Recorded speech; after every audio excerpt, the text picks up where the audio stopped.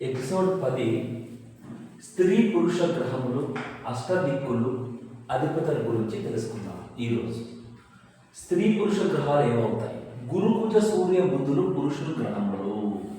గురువు, కుజుడు, సూర్యుడు, బుధుడు ఈ నాలుగు కూడా పురుష గ్రహాలు అన్నమాట. అంటే వాటి యొక్క క్యారెక్టరిస్టిక్స్, వాటి యొక్క కారకత్వాలు పురుషుడి కారకత్వాలు ఉంటాయి. కారకత్వాలు మళ్ళీ చదువుకుంటాం వచ్చే ఎపిసోడ్స్లో, అప్పుడు మీకు క్లియర్గా తెలుస్తుంది. శని శుక్ర చంద్రులు స్త్రీ గ్రహములు. వీడి కారకత్వము స్త్రీ కారకత్వం వస్తుంది. స్త్రీకి కారకుడు శుక్రుడు అనమాట. సో అలా ముసలితనానికి ఆడవాళ్ళ కారకుడు శని అనమాట. ముసలితనానికి మగవాళ్ళ కారకుడు గురువు, యవ్వనానికి కారకుడు కుజుడు. సో అట్లా కారకత్వాలు డిఫరెంట్ ఉంటాయి కాబట్టి అవి వచ్చినప్పుడు తెలుస్తుంది. కారకత్వముల వలన వీరు స్త్రీ గ్రహములు అన్నారే కానీ వీరందరూ పురుష గ్రహాలే. ఏ గ్రహం కూడా స్త్రీ గ్రహం కాదు, అన్నీ పురుష గ్రహాలే. వాళ్ళకున్న క్యారెక్టరిస్టిక్స్ వల్ల, ఆ ప్రాపర్టీస్ వల్ల వాళ్ళని స్త్రీ గ్రహములు అనాల్సి వచ్చింది. అంతవరకే. గ్రహముల్లో నపుంసక గ్రహములేవి లేవు.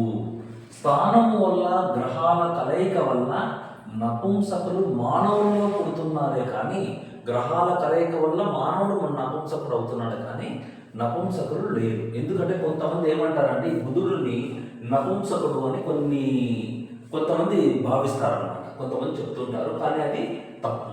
నపుంసక గ్రహాలు ఏవి లేవన్నమాట. రాహు శనిపాలితులతో చేరి, మనం శనిపాలిత గ్రహాలు గురుపాలిత గ్రహాలు అని చెప్పుకున్నాం కదా.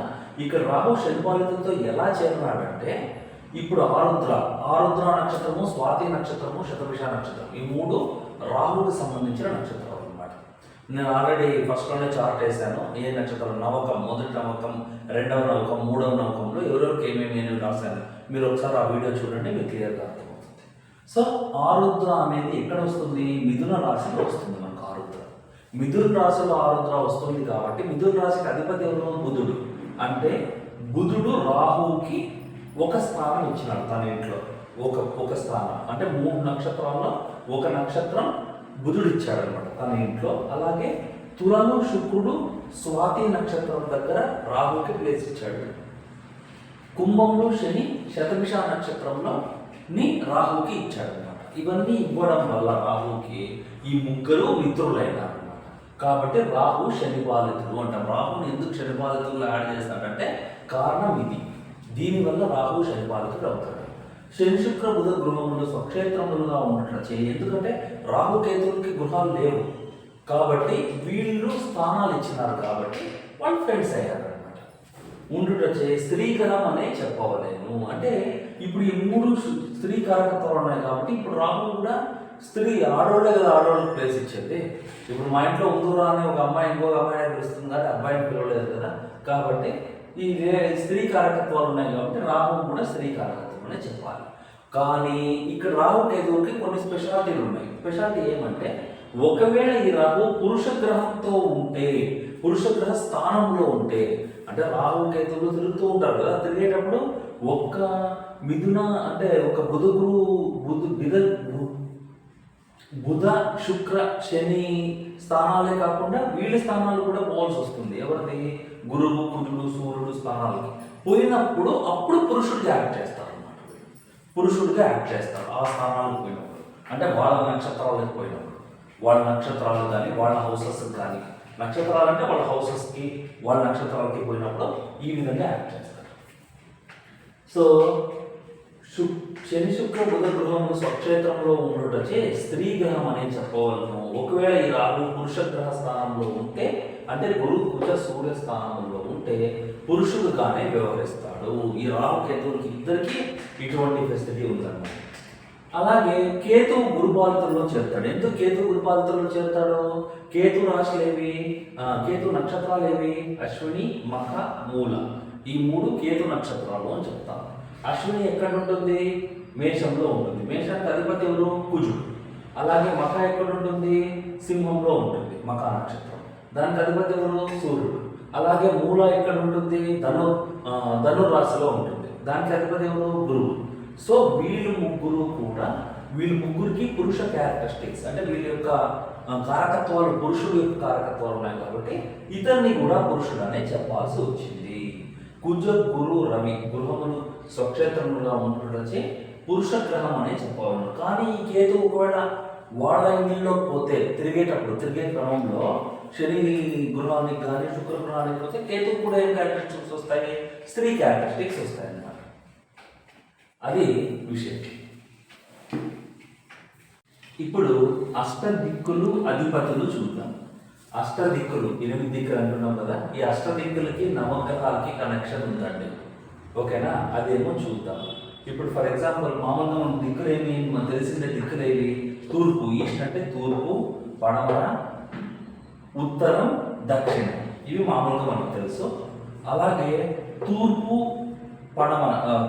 ఉత్తరం కార్నర్, దీన్ని ఈశాన్యం అంటారు. అలాగే తూర్పు దక్షిణం కార్నర్, ఈస్ట్ సౌత్ కార్నర్ వచ్చేసి ఆగ్నేయం అంటాం. అలాగే సౌత్ వెస్ట్ కార్నర్ వచ్చేసి నైరుతి అంటాం. అలాగే నార్త్ వెస్ట్ కార్నర్ వచ్చేసి వాయువ్యం అంటాం. సో ఇప్పుడు ఇవి దిక్కులు. ఈ దిక్కులకి అధిపతులు ఉంటారు. వీటినే అష్టదిక్కులు అంటారు. అష్టదిక్కులు అధిపతులు ఉంటారు అన్నమాట.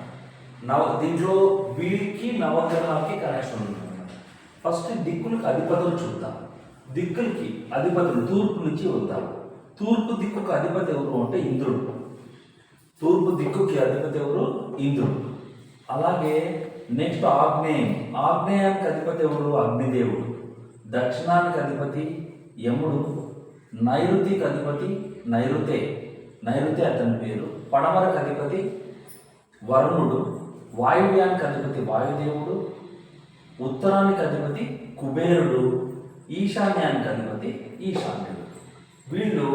వీళ్ళని అష్టదిక్పాలకులు అంటాం. అష్టదిక్కు అధిపతులు అంటాం. ఈ అధిపతులకే సేమ్ కనెక్షన్ ఏమొస్తుంది అంటే వీళ్ళకి నవగ్రహాలకు కూడా కనెక్షన్ ఉందన్నమాట. అలాగే ఈ తూర్పుకి నవగ్రహాల్లో సూర్యుడు అధిపతి, ఆగ్నేయంలో శుక్రుడు, దక్షిణంలో కుజుడు, నైరుతికి రాహువు, పడమరకు శని, వాయువ్యానికి చంద్రుడు, ఉత్తరానికి బుధుడు, ఈశాన్యానికి గురువు, కేతువులు ఇద్దరు అధిపతులు అవుతారు. సంకల్పయుతంగా దానం ఎలా చేయాలో చూద్దాం అన్నమాట. దీంట్లో సంకల్పయుతంగా దానం చేసే దాంట్లో కొన్ని పద్ధతులు ఉన్నాయి. దిష్టి తీయడం ఒకటి, శాంతి చేయడం ఒకటి, ఇలాంటివి ఉన్నాయి. దిష్టి తీయడం అంటే ఒక పిడికెడు ప్రీతికర ఆహారాన్ని, ప్రీతికర ఆహారం అంటే మనం టేబుల్లో ఇచ్చాము, ఏ గ్రహానికి ఏది ప్రీతికర ఆహారం. దిష్టి తీసేది, శాంతి చేయడం రెండూ కూడా కేవలం అశుభ గ్రహాలకే చేస్తారు. గుర్తుపెట్టుకోండి, ఇది ఫస్ట్ గుర్తుపెట్టుకోవాలి. పాపగ్రహం అంటారు, లేదంటే అశుభ గ్రహం అని అంటారు. ఆ అశుభ గ్రహానికి సంబంధించిన ఆహారము పిడికెడు తీసుకోవాలి.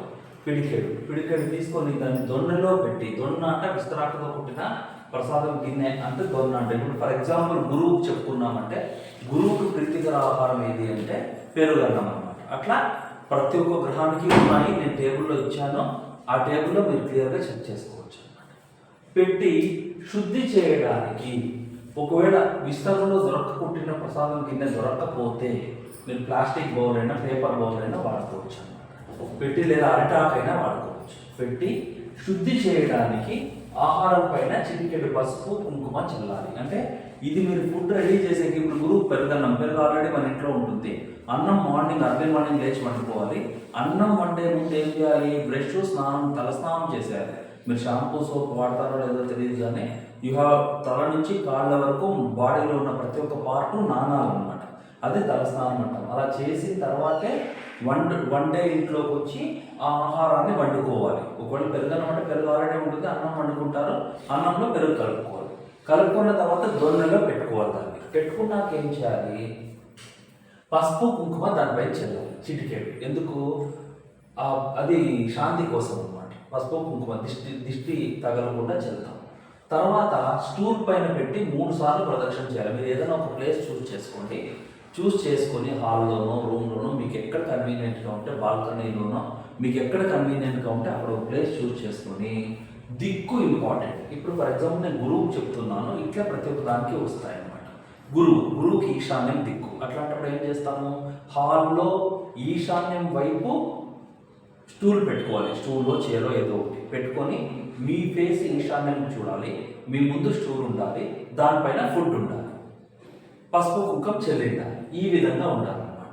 ఈ విధంగా పెట్టుకొని తర్వాత ఏం చేయాలి, సంకల్పం అనుకుంటూ ఆ సంకల్పం ఏం చెప్పాలి అనేది కూడా మనం నెక్స్ట్ చెప్తాను ఎట్లా చేయాలి. పెట్టి 3 సార్లు ప్రదక్షిణ చేయాలన్నమాట. ఎట్లా ప్రదక్షిణ చేయాలి, 3 సార్లు సవ్యదిశలో చేయాలి. ఆ స్టూల్కి 3 సార్లు క్లాక్ వైజ్లో తిరగాలి. స్టూలో చీరో మీరు ఏం వేసుకుంటే అది క్లాక్ వైజ్ అంటే మనం కుడి వైపు తిరుగుతాం కదా, మన లెఫ్ట్ హ్యాండ్ నుంచి అట్లా ఎక్కడి నుంచి స్టార్ట్ చేసామో అక్కడికి వస్తే ఒకసారి అట్లా 3 టైమ్స్ తిరగాలి.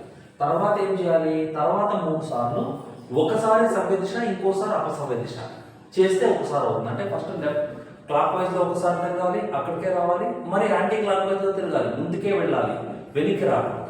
యాంటీ క్లాక్ వైజ్లో ఒకసారి తిరగాలి, ఇది క్లాక్ వైజ్లో ఒకసారి తిరుగుతాం, అక్కడికే వస్తాం, యాంటీ క్లాక్ వైజ్లో ఒకసారి తిరుగుతాం, అక్కడికే వస్తాం. అట్లా చేస్తే ఒకసారి అవుతుంది. అట్లా 3 సార్లు చేయాలి. టోటల్ 6 టైమ్స్ అవుతుంది. చేసి తల మీద నుంచి దిష్టి తీసి, యాక్చువల్గా వేరే ఎవరన్నా ఉంటే వాళ్ళతో దిష్టి తీయించుకోవచ్చు. లెఫ్ట్ హ్యాండ్ దిష్టిలో తల నుంచి కాళ్ళ దాకా దిష్టి తీయించుకొని 3 సార్లు ఆ పాపగ్రహ దిక్కులో పక్షులకి పెట్టాలి. యాక్చువల్గా అంటే ఏమవుతుందంటే వాటికి సంబంధించిన ఎద్దు ఆవు అనేవి ఉన్నాయి, అప్పుడు నేను టేబుల్లో ఇచ్చాను, వాటికి తీసుకోపోయి తినిపించాలి యాక్చువల్గా చెప్పాలంటే. కానీ మనం ఈ టైంలో అది దొరకడం కష్టం కాబట్టి ఆ పాపగ్రహ దిక్కులో పెడితే సరిపోతుంది. మిద్దె పైన పెట్టచ్చు, లేదా కొంచెం ముందుకు వెళ్ళి నడుచుకోపోయి అక్కడెక్కడైనా ప్లేస్ ఉంటే పెట్టచ్చు అన్నమాట. పాపగ్రహ దిక్కులో పెట్టాలి. పెట్టిన తర్వాత స్నానం చేయాలి.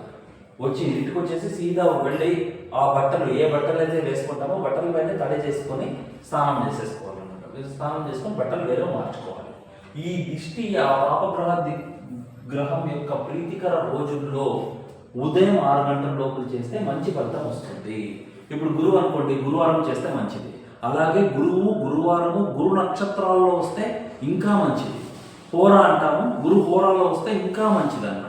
గురు హోరా అంటే చేసే కాదు, ఏ టైంలో వస్తుంది అనేది 6 లోపల చేయాలి కాబట్టి కనీసం గురువారము గురు నక్షత్రం కలిసేటట్టు చేస్తే చాలా మంచిది అన్నమాట, ఫలితం వస్తుంది. దిష్టి తీసుకోవడానికి ముందు తర్వాత స్నానం చేయాలి. చెప్పాను కదా, ఫస్ట్ స్నానం చేయాలి, బ్రష్ స్నానం అంతా కంప్లీట్గా శుద్ధి అయిపోవాలి, తల స్నానం, తలకు నీళ్ళు పోసుకోవాలి. వచ్చిన తర్వాత కూడా మీరు ఆ బట్టలపైనే తల స్నానం చేసేసి కొత్త బట్టలు చేంజ్ చేసేసుకోవాలి. ఇట్లా ఈ దిష్టి తీయడం అనేది 7 వీక్స్ చేయాలండి, 7 వారాలు చేయాలి. మీకు ఫలితం రావాలి అంటే ప్రతి ఏ గ్రహానికైనా 7 వీక్స్. ఇప్పుడు లేడీస్ ఉంటారు, లేడీస్ కొన్ని ప్రాబ్లమ్స్ వస్తాయి. ఆ లేడీస్ ప్రాబ్లమ్స్ ఉన్నప్పుడు ఏం చేయాలి అంటే ఫస్ట్ 2 వీక్స్ అయ్యేటట్టు చూసుకోవాలి. ఆ ప్రాబ్లం అయిపోయిన నెక్స్ట్ స్టార్ట్ చేసి 1, 2 ద్వితీయ విఘ్నం రాకూడదు, 1, 2 అయ్యేటట్టు చేసుకోండి. మళ్ళీ ప్రాబ్లం వచ్చిందనుకోండి 3, 4 గ్యాప్ ఇవ్వండి, మళ్ళీ తర్వాత 3, 4 చేసుకోండి. ఈ తర్వాత ఎన్ని గ్యాప్లు ఇచ్చినా పర్వాలేదు, 7 సార్లు మొత్తాన్ని ముగించుకుంటే చాలా మంచి ఫలితం అనేది ఉంటుంది అన్నమాట. రైట్. సో ఇది దిష్టి తీసే పద్ధతి. శాంతి చేయడం ఎట్లా? దిష్టి తీయడం లేదు, మనకు దిష్టి తీసే కుదరదు, 7 వీక్స్ పోవాలి, 7 వీక్స్ చేయాలంటే ఒకే ప్లేస్లో చేయాలని. ఇంకోటి గుర్తుపెట్టుకోండి, ఈరోజు ఇక్కడ ఉంటాం, రేపు ఇంకెక్కడో ఉంటామో అక్కడ చేస్తామంటే కుదరదు. ఒకే ప్లేస్లో మీరు ఏదైతే ప్లేస్ చూస్ చేసుకున్నారో అదే ప్లేస్లోనే 7 వారాలు కూడా చేయాల్సి ఉంటుంది. మనం చేసేకి అందుబాటులో అవుతుందా లేదా అనేవన్నీ ముందే డిసైడ్ చేసుకొని మీరు చేసుకుంటే మంచిది. ఇన్ కేస్ మీ ఇంకో రకంగా అడుగుతూ ఉంటారు అనమాట, ఏమి మా పిల్లోడు ఎక్కడ హాస్టల్లో ఉన్నాడండి, మా పిల్లోడి కోసం మేము చేయొచ్చా, అక్కడ కుదరదు, చేయొచ్చు, తప్పకుండా చేయొచ్చు. ఆ పిల్లోడి ఫోటోను, అమ్మాయి ఫోటోను పెట్టుకొని, అమ్మాయి కానీ అబ్బాయి కానీ పెట్టుకొని ఆ ఫోటోకే మీరు దిష్టి తీసుకున్నా సరిపోతుంది. ఆ పిల్లోడి పేరుతో సంకల్పం చెప్పుకునేటప్పుడు మామూలుగా నా జన్మ లగ్నమైన స్టార్ట్ అవుతుంది. అలా కాకుండా నా పుత్రుడి పలానా పేరు కార్తీక్, పలానా నా పుత్రుడు కార్తీక్ జన్మ లగ్నమైన అని ఆ రకంగా మీరు చెప్పుకోవచ్చు అన్నమాట. పుత్రుడు పుత్రిక ఏదైనా చెప్పుకొని చేయొచ్చు. కానీ 7 వీక్స్ చేయాలి, 7 వారాలు ఖచ్చితంగా చేయాలన్నమాట. ఇది దిష్టికి సంబంధించింది. ఇక శాంతికి చేయాలి అంటే, లేదు మనకు దిష్టి చేయడానికి కుదరదు అంటే, శాంతి అంటే ఒకసారి 1 టైం ప్రాసెస్. ఈ దిష్టి అనేది 7 వీక్స్ చేయాలి. ఈ శాంతి అనేది 1 టైం ఒక్కసారే ఇస్తారు బ్రాహ్మణునికి దానం. ఈ శాంతి ఎట్లా చేయాలి అంటే, ఈ దిష్టి కుదరని వాళ్ళు శాంతి. దిష్టి అంటే సెల్ఫ్ చేసుకోవడం. మన ప్రాబ్లమ్ని మనమే హీల్ చేసుకోవడం అనమాట. సెల్ఫ్ చేసుకునే దాన్ని ఏమంటాము, దిష్టి అంటాము. అలా కాకుండా శాంతి ఎలా చేయాలో ఇప్పుడు చూద్దాం. శాంతి చేయడానికి ఏం చేస్తామంటే, ఒక బ్రాహ్మణుని ఆహ్వానించి, ఒక సద్బ్రాహ్మణుని ఆహ్వానించాలి. మీకు తెలిసిన మంచి బ్రాహ్మణుని ఇంటి దగ్గర పిలిచి పాపగ్రహానికి శాంతి కూడా చేయించుకోవచ్చు. ఇప్పుడు నేను పైదానికి గురువు ఎగ్జాంపుల్ చెప్పాను, ఇక్కడికి శని తీసుకుంటాం, శని మహాత్ముని ఎగ్జాంపుల్ తీసుకుంటాం. శని మహాత్ముడు చేసేటప్పుడు ఏం చేయాలి, అతనికి ఒక సంకల్పం ఉంటుంది. సంకల్పం కూడా ఎలా రాయాలి అని నేను చెప్తాను, నెక్స్ట్ వస్తుంది ఎట్లా రాస్తాము అనేది. చేసేటప్పుడు సంకల్పాన్ని బ్రాహ్మణుడితో పలికించాలి. ఇప్పుడు మీ పుత్రుడు మీకు ఇంకో ఉంటుంది, అట్లాంటప్పుడు బ్రాహ్మణుడు ఆ పేపర్ తీసుకోవాలి. పేపర్ తీసుకొని సంకల్పం బ్రాహ్మణుడు ఫలానా వ్యక్తికి, ఫలానా కిరణ్ జన్మలగ్నమైన అనేటట్టు పలకాలన్నమాట. పలికి అతనికి ఇక్కడేం చేస్తాము, దిష్టి తీసే దాంట్లో లాస్ట్లో దిష్టి తీస్తున్నాను అని చెప్పుకుంటాము. బ్రాహ్మణునికి ఇచ్చేటప్పుడు దానం పుచ్చుకుంటున్నాను అని ఆయన నోట్లో చెప్పించాలన్నమాట. దానం పుచ్చుకుంటాను, బ్రాహ్మణుడు పలకాలి, అంతా చెప్పి సంకల్పము లాస్ట్లో దానం పుచ్చుకుంటాను. అప్పుడు అంతా అయ్యాక ఏం చేయాలి, ఆ బ్రాహ్మణుని గ్రహంగా భావించి తనకు నారికేల ఫలపుష్ప తాంబూలాలు అతను కూర్చోబెట్టి నారికేల ఫలపుష్ప తాంబూలాలు సమర్పించి తన చుట్టూ 3 ప్రదక్షిణలు చేసి, ఏ గ్రహం అయితే ఆ గ్రహం అనుకోవాలి. మీరు ఏ గ్రహం అయితే సాధన చేస్తున్నారే అతనే ఆ గ్రహం అని ఊహించుకోవాలి మనం. చేసిన తర్వాత ఒక పడి అంటే 2.5 kg, అంటే ఆ గ్రహానికి ప్రీతికర ఆహారం ఉంటుంది. బుధుడికి పెసలు, సో గురువుకి శనగలు, సో అట్లా ఏ గ్రహం అయితే ఆ గ్రహానికి ప్రీతికరమైన ఆహారం ఉంటుంది. ఆ గ్రహ ధాన్యాన్ని ఆ బ్రాహ్మణుడికి దానం ఇవ్వాలి. ఈ నారికేల ఫలపుష్ప తాంబూలంతో పాటు ఇది కూడా దానం ఇచ్చి బ్రాహ్మణుడితో శుద్ధ జలాన్ని సంప్రోక్షింప చేసుకోవాలి. అంతా అయిపోయింది. ఇంకా బ్రాహ్మణుడితో శుద్ధ జలాన్ని సంప్రోక్షింప చేసుకోవాలి. సంప్రోక్షించవలన ఆయన జలం ప్రశ్నిస్తే మీకు ఆయన మీ పాపం అనేది హరించుకోపోయింది, బ్రాహ్మణుడు తీసుకుంటాడండి మన పాపాన్ని. అది చాలా గొప్పదనం అండి. బ్రాహ్మణుడు ఆ పాపాన్ని స్వీకరించి మన పాపాన్ని ఆయన తీసేసుకుంటాడు అనమాట. కాబట్టి ఆయనకి ఏదో మీకు తోచినంత ఇవ్వడము, ఇంకా వెజిటబుల్స్ కూరగాయలు అవి ఇవ్వడము, మీకు ఏం వీలవుతుందో దీంతో పాటు అవన్నీ ఇచ్చుకుంటే. ఇప్పుడు పాపగ్రహానికి సంకల్పం ఎట్లా చేయాలి, పేరు నా జన్మలగ్నమైన, అంటే సంకల్పం చేసుకునేటప్పుడు నా జన్మలగ్నమైన డాష్ లగ్నానికి, నా అంటే ఇప్పుడు సంకల్పం అతనే చేసుకుంటే నా అనాలి, లేదంటే ఎవరు చేస్తున్నారో వేరే వాళ్ళు చేసేటప్పుడు వారి పేరు ఉచ్చారణ చేసుకోవాలి. డాష్ లగ్నానికి అతను ఏ లగ్నమో చూసుకోవాలి. ఆ లగ్నానికి డాష్ స్థానాలలో, ఏ స్థానాల్లో, ఏ నక్షత్రంలో, ఏ పాదంలో ఉన్న ఆ ఫలానా గ్రహం, ఏదైతే అశుభ గ్రహం పాపగ్రహం ఉందో ఆ గ్రహం శాంతింపబడి ఆయా కోరికలు, ఆయా స్థానాన్ని బట్టి కోరికలు ఉంటాయి. అవి మళ్ళీ చదువుకుందాం మనం. అంటే లగ్నంలో ఉంటే ఎట్లా, ద్వితీయంలో ఉంటే ఎట్లా, దేన్ని చూస్తూ ఉంది, ఎన్ని ఇంద్రులను చూస్తుందో, ఆ ఇంటి కారకత్వాలు ఏమి వస్తాయో ఆ కోరికలతో ఆ ఆటంకాలను తొలగించాలని ఆ ఫలానా గ్రహ పీఠ పరిహారార్థం దిష్టి తీస్తున్నాను అని చెప్పాలి. ఎవరు సెల్ఫ్ చేసుకుంటే, లేదు దానం ఇవ్వచ్చు అని కూడా చెప్పాము కదా. అది చేసేటప్పుడు ఏం చేయాలి, బ్రాహ్మణుడితో ఇదంతా చెప్పించి దానం పుచ్చుకుంటున్నాను అని ఆయన చెప్పాల్సి ఉంటుంది. తర్వాత ఇప్పుడు పాపగ్రహాల గురించి మాట్లాడుకున్నాం. ఇప్పుడు శుభగ్రహాల గురించి చూద్దాం. శుభగ్రహాలను బలపరచుకోవడం ఎలా? ముందుగా శుభగ్రహాలు బలపరచడం అంటే అయిపోయిండే శుభగ్రహాలు అంటే దశలు అయిపోయి ఉంటాయి. అది మళ్ళీ చెప్తాము, దశలు ఎట్లా అయిపోతే ఎట్లా, శుభగ్రహాల దశలు అయిపోతే ఎట్లా అన్నీ మళ్ళీ వస్తాయి. నెక్స్ట్ క్లాసెస్లో మీకు క్లియర్గా అర్థమవుతుంది. ఓకే, సో శుభగ్రహ దశలను ఎట్లా బలపరచుకోవాలి. శుభగ్రహాలను బలపరచడానికి ముందుగా మనం పుణ్యకార్యాలు మాత్రమే చేయాలి, మంచి పనులు చేయాలి. వేరే వాళ్ళ జోలికి పోకూడదు. మీకు కష్టమైందంటే వదిలేయండి. వాళ్ళతో గొడవపడము, వాళ్ళని హింసించడము, వాళ్ళని వేధించడము, ఇవన్నీ చేసేకపోకండి. నచ్చలేదా దూరం పెట్టండి, కామ్ అయిపోండి. మీ మటుకు మీరు ఉండండి, వాళ్ళ మటుకు వాళ్ళు ఉంటారు. అంతేగాని ఊరి మీద కక్ష తీర్చుకోవడము, పగ పెంచుకోవడం అనేది చేసేకపోకండి. శుభగ్రహాలను బలపరచడానికి ప్రీతికర ఆహారాన్ని నైవేద్యంగా సమర్పించాలి. నైవేద్యంగా దీనికి కూడా సంకల్పం ఉంటుంది. సంకల్పం చెప్పుకుంటూ మామూలుగా ఇంట్లో పూజ చేసుకున్నప్పుడు ఆ వారాన్ని సపోజ్ దీనికి కూడా ఒకవేళ సూర్యుడు శుభుడు అనుకోండి. ఫర్ ఎగ్జాంపుల్ సూర్యుడు శుభుడు అంటే ఆదివారం, ప్రతి ఆదివారం కూడా ఇంట్లో పూజ చేసుకుంటూ ఆ మనిషి ఎవరికైతే శుభగ్రహం ఉందో ఆయన సంకల్పం చెప్పుకుంటూ, సంకల్పం నేను చూపిస్తాను ఎలా ఉంటుంది అనేది, అది చెప్పుకుంటూ ఆ సూర్యుడు అంటే ఏమి, ఆ దేవుడి ఫోటో ఏమొస్తుంది, నారాయణ ఫోటో వస్తుందంటే నారాయణ ఫోటో ఇంటి ముందు పెట్టుకొని ఇది సంకల్పం ఒకసారి సండే చెప్పుకుంటూ ఆయనకు ప్రీతికర ఆహారాన్ని నైవేద్యంగా సమర్పించి మనం ప్రసాదంగా భుజించాలి. ఇది ఒకవేళ యజమానికి శుభమైంది అనుకోండి, అందరూ తీసుకోవచ్చు ఇంట్లో. అంటే మా కశుభుడో మా లగ్నానికి శుభుడో అవసరం లేదు. ఇంటికి పెద్ద యజమాని కాబట్టి అందరూ తీసుకోవచ్చు, ఇంటి వాళ్ళే కాబట్టి భుజించిన తప్పు లేదు. కాబట్టి ఇంట్లో అందరూ భుజించవచ్చు. ఇలా చేస్తే శుభగ్రహ దశలు అయిపోయిన గ్రహాలకు బలం పెరుగుతుంది. ఏవైతే శుభగ్రహాల దశలు అయిపోయింటాయో వాళ్ళకి బలం పెరుగుతుంది అన్నమాట. వాళ్ళు మరీ మంచిది. యాక్చువల్గా దశ అయిపోయిన గ్రహానికి బలం ఉండదు కాబట్టి అది పాజిటివ్ చేయదు, నెగిటివ్ కూడా చేయదు. ఆయన పాజిటివ్ చేయదు. శుభగ్రహం ఎప్పుడు పాజిటివ్ చేస్తుంది, అశుభగ్రహం ఎప్పుడు నెగిటివ్ చేస్తుంది.